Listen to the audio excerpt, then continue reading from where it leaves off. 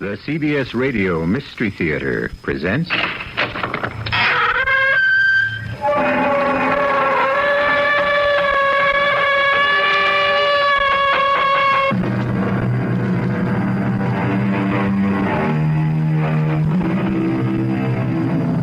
Come in. Welcome. I'm E.G. Marshall. It's been said that you can always recognize a werewolf simply by shaking hands. If the handshaker has hair on the inside of his palms, QED, a werewolf. Of course, this is an old wives' tale. As for me, I'm perfectly willing to accept the fact that the whole idea of werewolves was absurdly exaggerated by the superstitious during the Middle Ages. However, I would like some explanation of the concept everyone recognizes today, of the subconscious, something inside a person which can take over and utterly control a person's mind and actions, particularly under great stress.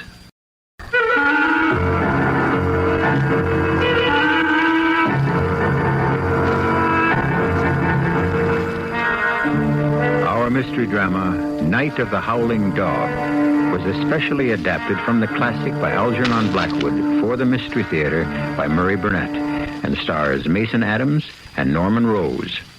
I'll be back shortly with Act One.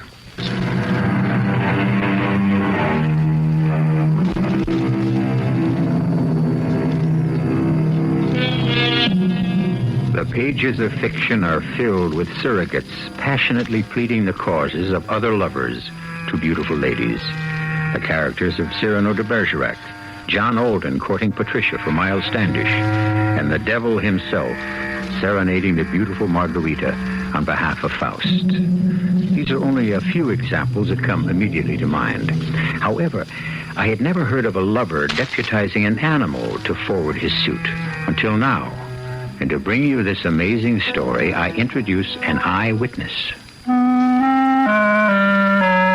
It's strange that as I approach the end of my years, I now find more people willing to believe the stories of my adventures with my employer, the famed psychologist of the occult, Duane Carter.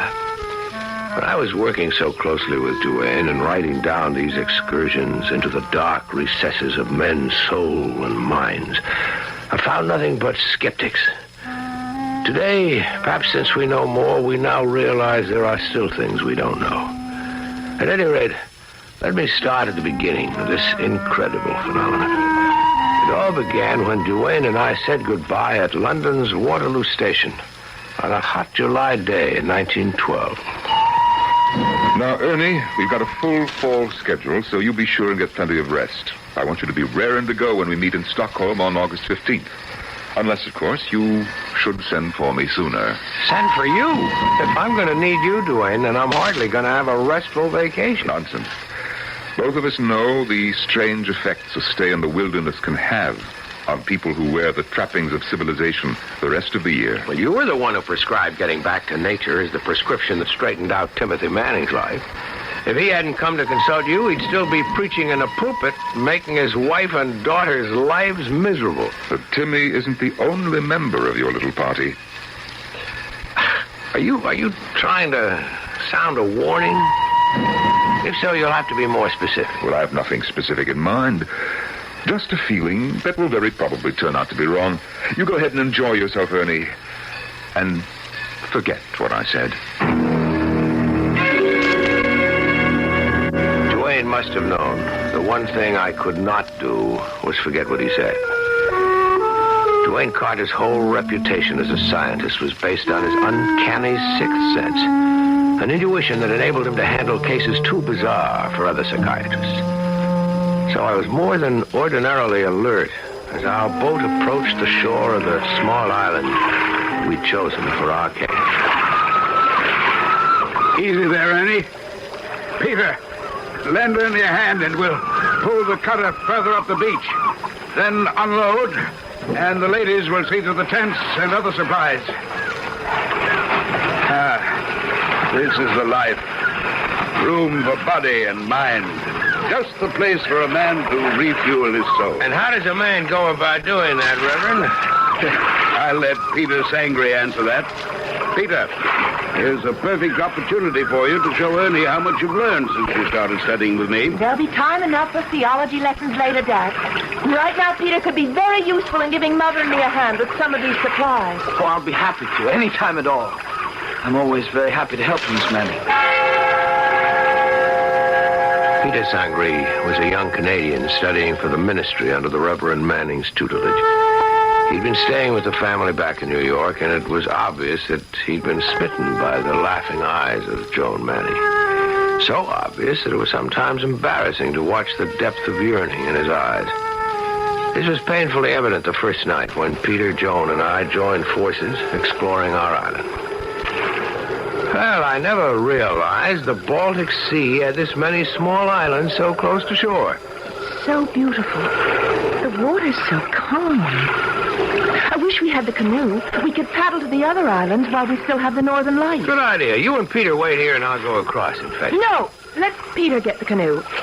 You and I will wait here. You bet. I'll be back as soon as I can. Well, Joni, what was that all about? You found me rude. Let's say very definite about not wanting to be alone with Peter. Oh, dear. It was very obvious then.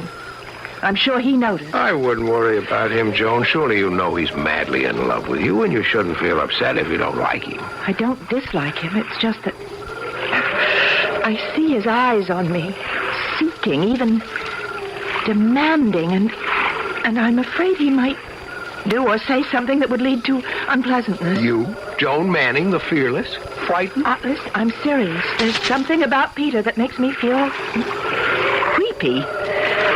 Something I don't think he knows himself. I'll confess it draws me, attracts me, but at the same time it makes me afraid. Joan, I don't know whether you're trying to tell me you're afraid of Sangre or something in you. My heart tells me there's something in Peter Sangre. Something buried deep inside him. Something dark and perhaps even dangerous. And I'm desperately afraid and desperately curious. How long has Peter been studying for the ministry with your dad? Almost a year. This is the first time that you've had this feeling about him? Yes. It only happened since we came here. Away from New York and civilization.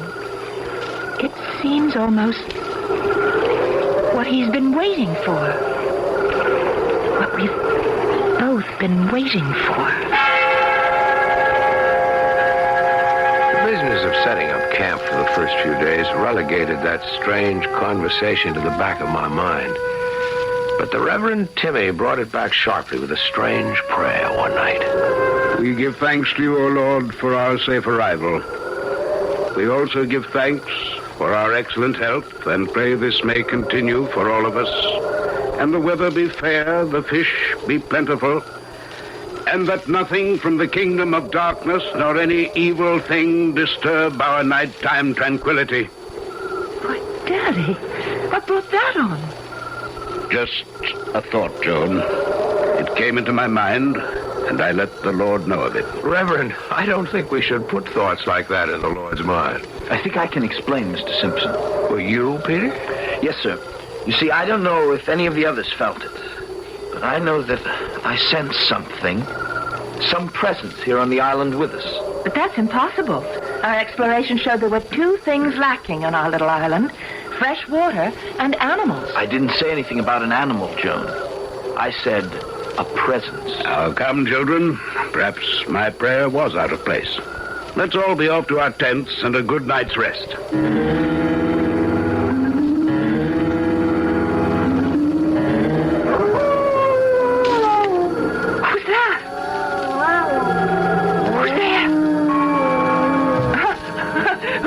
Let's not play tricks. I know someone's trying to frighten me. I'm coming out and see whoever it is that's playing this childish game.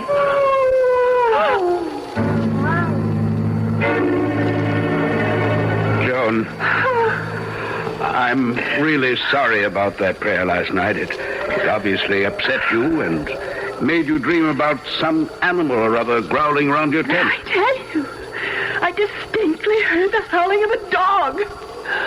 Didn't anyone else hear it? Well, of course not. No one else heard it because you dreamed it. Because of the lack of water, there's not an animal of any size on the whole island. You know we have to fetch our water from that little island across the way. I know what I heard. And it wasn't a dream. Well, there's nothing to prevent some animal from swimming over. A deer, for instance, might easily land in the night and decide to take a look around. Oh, look, Mr. Simpson, I'd like you and the other men to come along with me. Mother, you stay here. You've already seen the tracks. And then I want Daddy to apologize to me and admit that I'm not having bad dreams. All right, now. There, look. Look at those marks on the outside of the tent. Are you going to tell me that they're not animal tracks? Certainly they are. These tracks appear to have been made by some type of fairly large animal. I apologize. I'm sorry I doubted you, darling. Oh, Daddy, I'm so frightened. I'm just plain scared.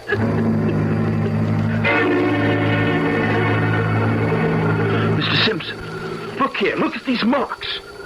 A brute must have been scratching around my tent, too. Certainly looks that way. These are the same marks. Did you hear anything? Not me. Since I've come here, I sleep like a log. Reverend, would you come over here to Peter's tent for a minute? Coming, Simpson. It's certainly strange. Wonder if Mrs. Manning heard anything. After all, her tent is right next to Jones. Timmy, what do you make of those tracks? Looks like an animal, right enough. Tell you what I'd appreciate, Simpson, if you don't mind. Well, I'm here to help. Why don't you take Joan out for the day? On a hike or in the canoe and see if you can calm her down.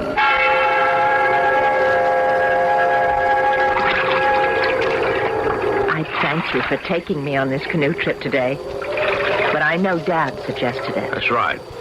But I thank you anyway. It's kind of you. Have you noticed any change in our friend Peter Sangre?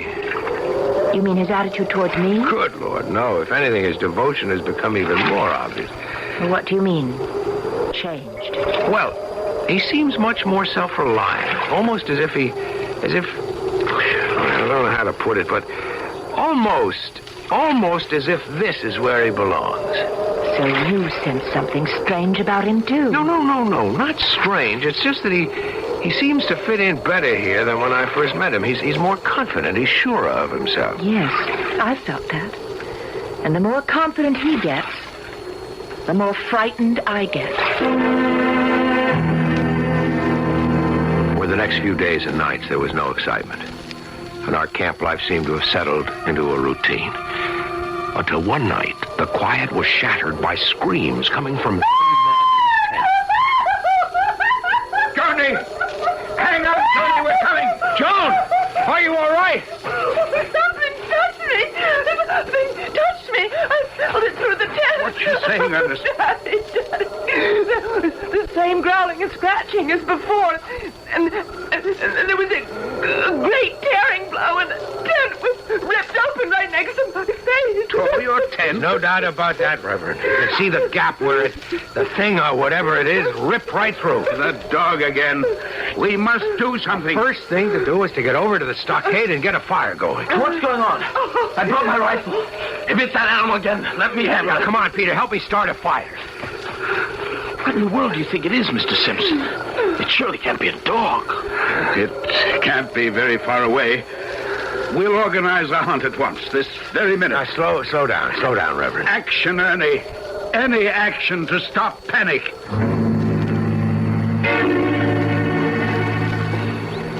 We've gone over every inch of this island, and there's no living creature on it besides ourselves. Peter's right, Reverend. Not even a squirrel could have gotten by us. All right.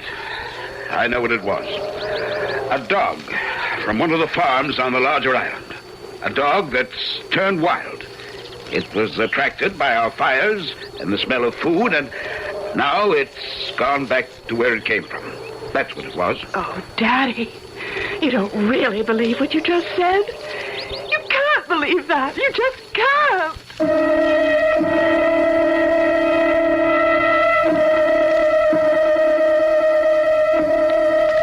Occultists insist that events have souls. Souls given to them by the emotion and thoughts of those concerned with them.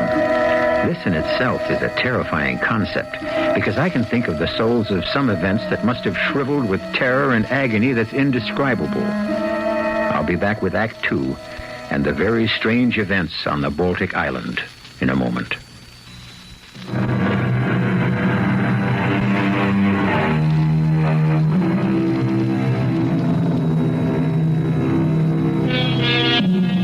The virtues of life and vacations in the untrammeled wilderness have long been extolled in song and story.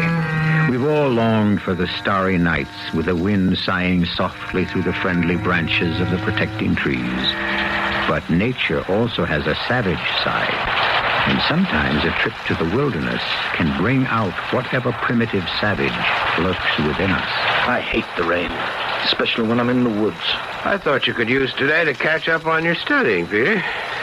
Reverend says I'll pass my exams with flying colors and become a full-fledged minister in the fall. Well, Timmy should know. He should know more about his own daughter, too. What? What does that mean? Oh, nothing. I guess we're all upset by what's happened with Joan. Well, of course we are, but I don't understand what you meant about Joan's father. Forget it. I'm sorry I said it. I just wish one of us would be able to track down that dog, or whatever it is, that's gotten Joan in such a state. She should be all right with her mother. You know that she's moved into Mrs. Manning's tent now, and there should be no more nonsense. Nonsense? Is that what you think is so frightening for Joan? Maybe you should join forces with her father. I had no trouble going to sleep after my rather strange conversation with young Sangree, but suddenly I found myself wide awake. I jumped from dead sleep to absolute wakefulness in a single instant. The rain had stopped. I went outside and sniffed the delicious clean air. A pallid half-moon just sinking into the sea threw a spectral light between the trees. And then, just 20 feet away across the paths, I saw a head thrust round the edge of Peter Sangree's tent. The head of an animal. An animal that had the appearance of no animal I'd ever seen before. Terror struck me. I knew it was the animal. And as I watched, riveted to the spot, the thing turned, slipped between the trees, and vanished. Wake up, Peter! Wake up! Why, well... Peter, come on. What is it? Peter, come on. The beast has been here in your tent. I swear it was about to leap at your throat. What are you saying? Let's not waste time. Quick, get your gun before Joan is attacked. Joan? Oh, yes, all right. Yes, let's get over there. I'm with you. Yes, I see the tracks. It's a wolf. That's what it is. A wolf lost among the islands and starving to death. I don't think so. It was unlike any animal I've ever seen.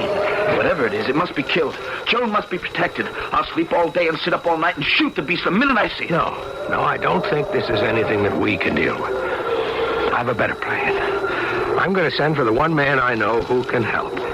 Dwayne Carter. He will know what to do. Dwayne Carter? The psychic doctor? Yes. Then you think, it's something of that sort? I am certain of it. Although nothing Dwayne Carter ever did took me completely by surprise. I was astonished to find a letter care of General Delivery in the Wax Home Post Office. It was from Carter, giving a Stockholm address and stating that a phone call would bring him to Wax Home that same day. And so that night, Dwayne Carter joined us on the island. And after dinner, with Peter also sitting in, I told him of the strange events. You did well to send for me, Ernie. What we have to deal with here is a werewolf. A werewolf? Oh, surely these things are... Rare enough, I'm happy to say, Mr. Sangree. Now, you say that no one has been injured so far. No, surely there can't be any question of this poor, starved beast injuring anybody, can there? I hope not. But what makes you think the creature is starved? What? I can't tell you it, except that I felt from the beginning it was in pain and starved. Although why I feel this never occurred to me until you asked. You really know very little about it, then. I really know nothing at all. Nothing. Help! Get it off me! Keep it away! Oh, please! There it is! Let me take a shot at it. No. Oh, don't shoot, Reverend. Help your wife take care of your daughter, and then meet Ernie and me at the stockade. How is Joan? Oh, the beast tore her arm. Thank the Lord my wife woke up and the thing ran off. But it's not serious. Well, that's something to be thankful for. Here's your coffee. Thanks. This will be our last breakfast on this cursed island. We'll strike camp and get away today. I think, Reverend, for the safety of all concerned, it would be better not to leave the island just now. Both Mrs. Manning and I are grateful for your presence, Dr. Carter.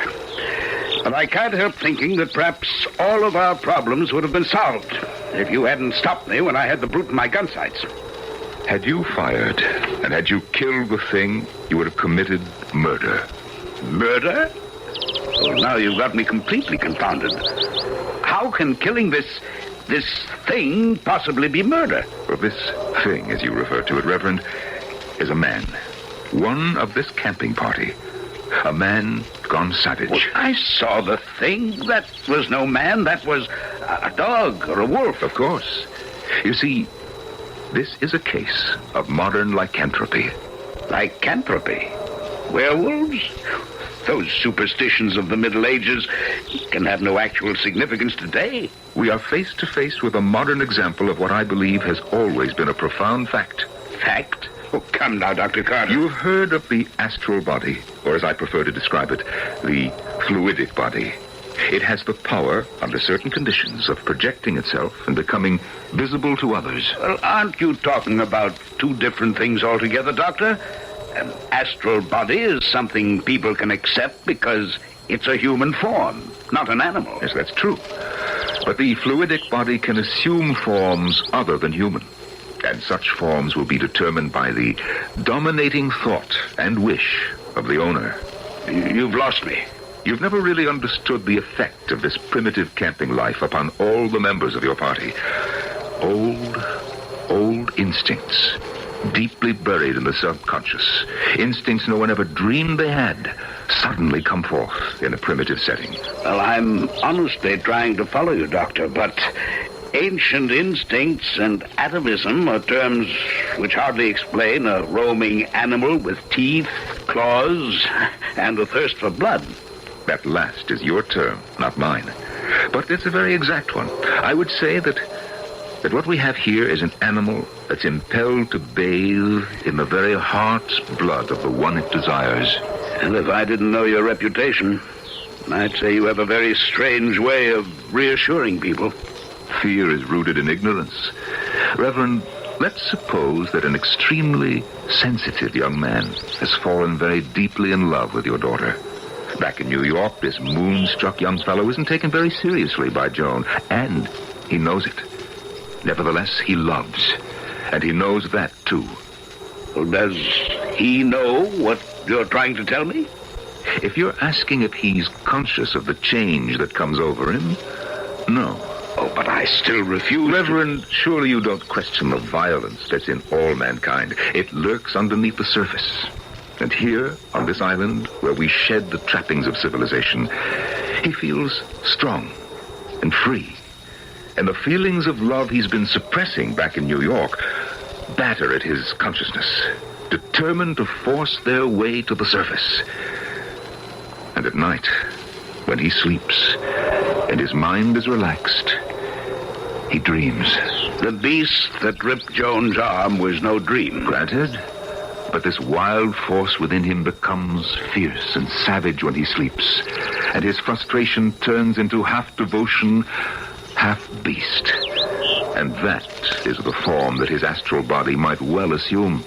Well, if I grant these wild assumptions, why should I feel easier in my mind? But if you realize that this transformation isn't deliberate, then you can also understand that, well, that it is not necessarily evil. You say that to me after seeing Joan's arm? I tell you that this werewolf is no more than the passionate and fierce instincts of a man, frustrated by day, looking by night for his mate.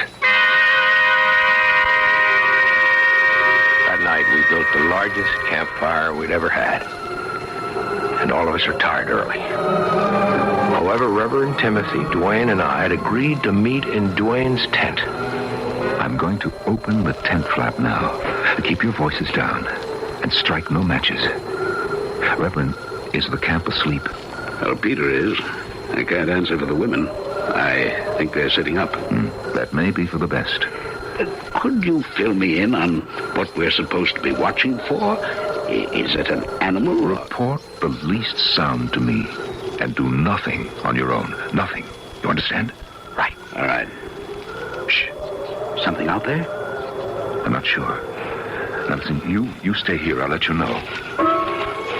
Timmy and I sat alone for a few minutes, but the good Reverend was restless. I don't much care for this waiting game with you and Carter, but he wouldn't hear of me staying with my family. He said it might prevent something happening. He knows. You must trust him. Well, it's either this astral body, or double business as he calls it, or else it's possession, as described in the Bible. But I'm sure of one thing. Whatever it is, it's bad. And I brought my rifle. You brought your rifle, but Duane said... And my Bible. Well, one is useless in this situation, and the other is dangerous.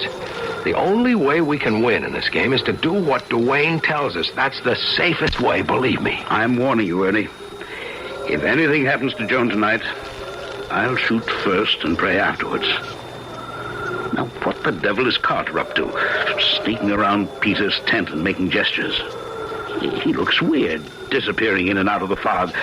I think Just wait, as he told us. Remember, he has the knowledge that we both lack. Well, he seems to be coming back now. Yes, he's heading this way. Peter is in a very deep sleep. His condition is almost cataleptic. Which means, Doctor? The fluidic body may be released at any moment. Now, I've taken steps to imprison it in the tent. It can't get out until I permit it. Be alert for any signs of movement now. I'd better hold on to my rifle. Reverend, I told you there is to be no shooting unless you want a murder. Anything done to the double acts by repercussion on the physical body of the man himself. Now, you better take the cartridges out of that rifle now. All right, Doctor. But I hope and pray you know what you're doing. It was with poor grace that Timmy slipped the cartridges out of his rifle, and then all three of us sat and waited for whatever was to come. It seemed hours, but in reality it was only a few minutes before we heard it. That's Peter's tent shaking like that, Doctor. It's trying to get out. I hear it. All right, Reverend. Quickly, the women's tent. All right. I'll take my rifle just in case. I can always use it as a club. I urge you, Reverend, to be careful what you do, because I told you this case is complicated, and it's my belief that your daughter and Peter are made for each other, and I think she knows it every bit as much as he does.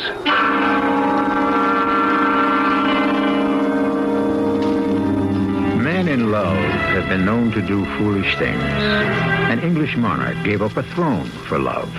And we've heard of men who turned themselves inside out just to please their beloved. But for me, at any rate, this is the first time I've heard of a lover turning himself into a werewolf.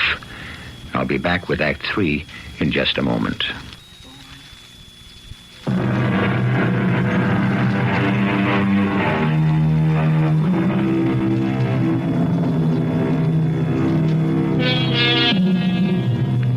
Statistically, there are more people who claim to have sighted UFOs than there are those who claim to have seen ghosts.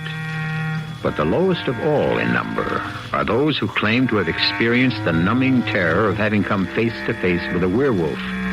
Come along with me now as we share that experience with one of the few who have seen and dealt with that dread creature. From where Duane and I stood, it was less than 20 feet to Peter Sangre's tent. And although the wind had freshened considerably, it wasn't the wind that was making the canvas of his tent swell and shake. That shaking was caused by something inside the tent trying to get out. The hair on the nape of my neck rose. As we approached the tent, Duane held up his hand. Ernie, I want you to see it before I release it, so that if anything untoward should happen, you may be able to deal with it without me. But Duane, you reassured the Reverend. You said that if... Ernie, you know that we're dealing with tremendous forces that are still only partially understood. What do you want me to do? Well, as we approach the tent, I want you to kneel down and tell me what you see when I hold the flap back. All right. There's something be able to see it and describe it before I'll chance releasing it. As my eyes became accustomed to the dim interior of the tent, I could make out Sangre's form lying under the blankets, while over him and around him, through a dark mass, all I could make out was a pointed muzzle and sharp ears plainly visible against the sides of the tent, and I also caught an occasional gleam of fiery eyes and white fangs. There's nothing to fear. I told you that before. How are you holding that thing there? There are some things I don't think you should know, Ernie. But I'll only tell you that it has to do with electrical impulses from the mind. You see, we all emanate a certain amount of electricity. And, well, just think of it as brain waves. Now, step back a little now, because I'm going to release it. What'll it do? Hopefully, it will listen to me, and I will be able to guide it. And if it doesn't? We'll cross that bridge if and when we come to it. Now, step back. Keep your eyes fixed on the tent flap. Ernie, watch closely. And then I saw it. An animal, neck and muzzle thrust forward. An animal about the size of a calf, leaner than a mastiff. And yet, Peter was easily recognizable. It was the head of an animal, but the face, it was Peter Sangre.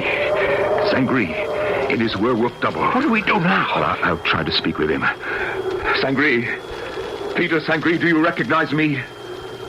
Do you realize what it is that you really desire when you assume this form? Sangre, you must listen to me. Good Lord, Duane, can that be? Of course. A mating call. You shouldn't be surprised. It is probably Joan. You must remember she practically told you that she was afraid of something deep down in her. But she's not. The only salvation for both Joan and Peter is for me to lead Sangre's double to the object for which it yearns.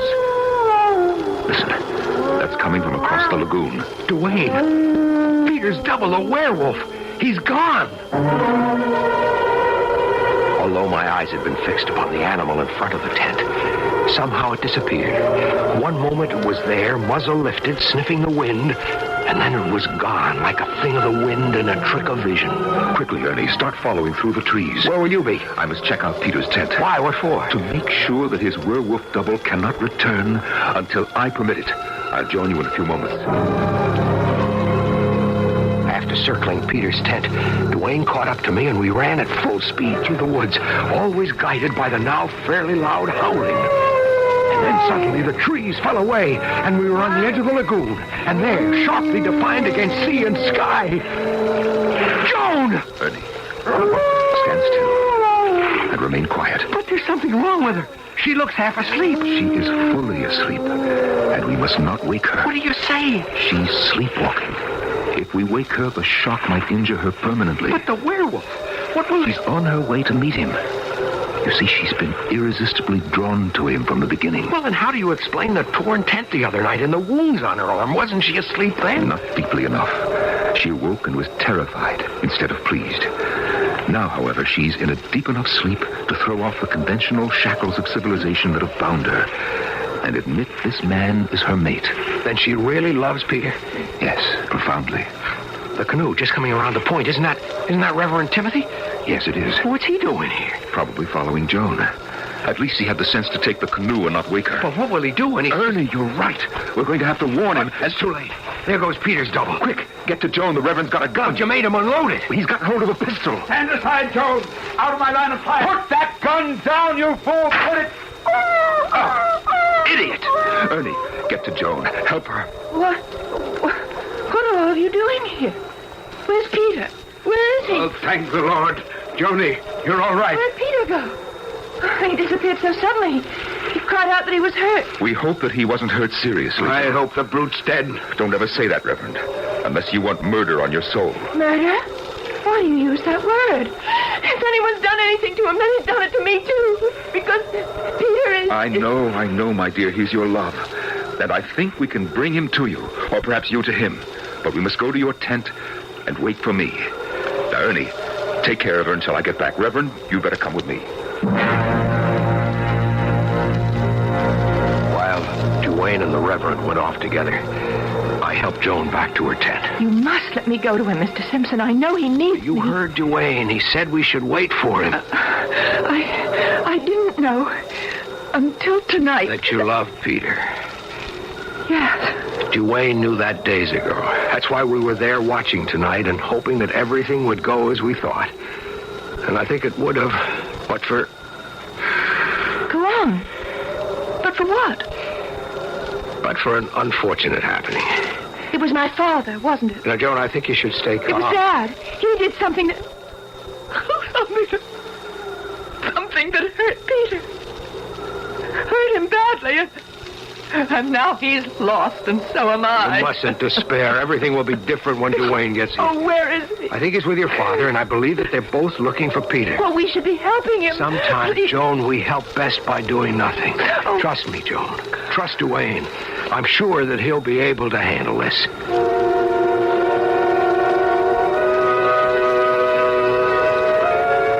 Reverend, pray that we're in time to help Peter's double return to Peter's physical body. Will that help, Joan? I think so. Now, hold it. Now what? He hasn't been back to the tent. Excuse me just a moment. What are you doing? Arranging it so that if Peter's double does make it back here, he can get into the tent and back into Peter's body. More of your mumbo-jumbo. I'm trying to save a life you almost snuffed out. I saved my daughter's life. Her life was never in danger. I saw that beast throw itself at my Joan. If I hadn't fired when I did... You would have seen a miracle. A transformation in that beast and in your daughter. Dr. Carter, I know your reputation, Reverend, but... I think we should stop quarreling. Both of us want the same thing. And this isn't doing either Joan or Peter any good. Now, I'm going to need your help. Well, you know I'll do anything I can. All right. But what I'm going to ask you to do, Reverend, will go against your every instinct. I'm going to ask for your belief, Reverend. In what? In the fact that the double you saw, the werewolf, if you like, meant your daughter no harm. And above all, the fact that he must return to Peter's physical body. Why do you need my help for that? Because you shot him. And although I know he meant Joan no harm, I also know that Sangri must possess other instincts of the wolf. And those instincts will be crying for revenge. Are you telling me that I'm not telling you anything, Reverend. I'm asking you to serve as a stalking horse, to bring Peter within reach. And then, to believe that I can handle it.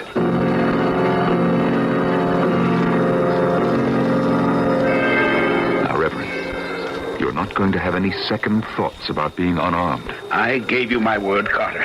Let's get on with it. You go fetch Ernest. I'll be all right in that short time. I'm sure the Lord is watching over me.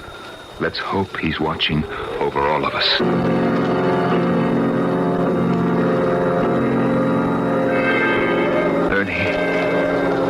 Ernie, come on out. Did you find Sangri? Not yet. How is Joan?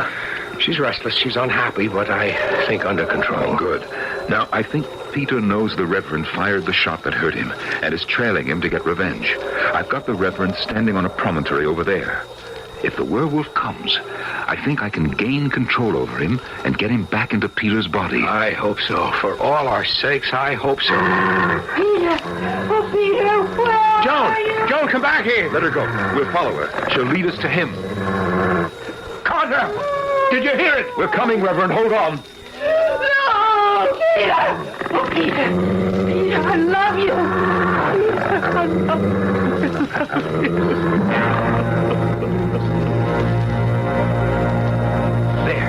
There it goes into Peter's tent. Let's hope it's in time. What about the Reverend? Joan will take care of him. Peter's the important one now. He's alive. Yes, but look. Those marks on his face. Are they gunshot wounds? They are. The Reverend aimed well. The shots went through his cheeks. Oh, he'll carry the scars for the rest of his life. It was Joan who stopped him. Joan's voice and his love for her. I'm not sure that I would have been able to head him off. I've been hurt. My face, it burns. You're going to be just fine. Peter, my love. Joan, you're not frightened of me? Of course not. At first I was. I didn't really understand. But now I know that I belong with you, and I'll be with you always. My face. Don't touch it. Joan, you bathe the wounds with clean water, and they'll heal naturally. Of course. And, Dr. Carter, thank you. Ernest, I think we're superfluous around here now. Right, Joan?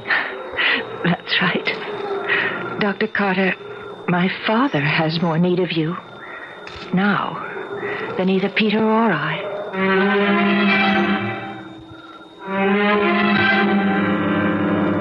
And Joan's words proved to be true and not true. As Duane and I came close to Timmy's tent, we heard a voice, the voice of a man praying fervently, praying to his God for forgiveness.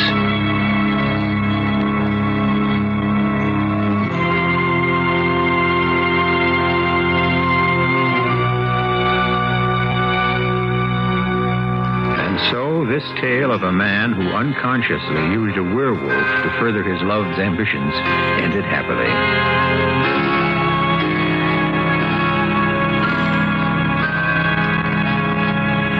And I no longer flaunt my skepticism.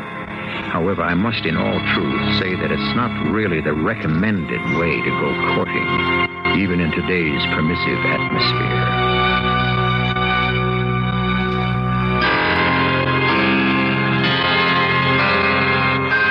I'll be back shortly.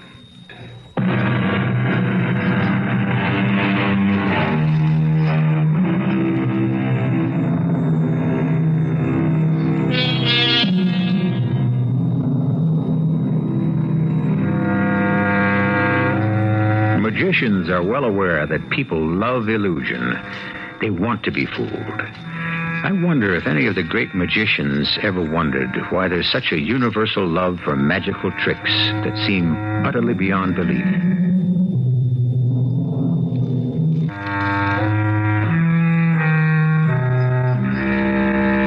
It's my fancy that we love illusion because we live in hopes that someday something magical will happen to all of us.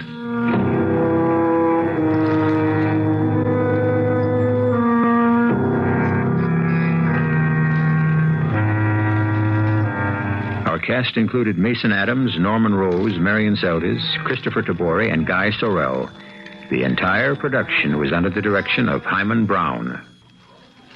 This is E.G. Marshall inviting you to return to our Mystery Theater for another adventure in the macabre.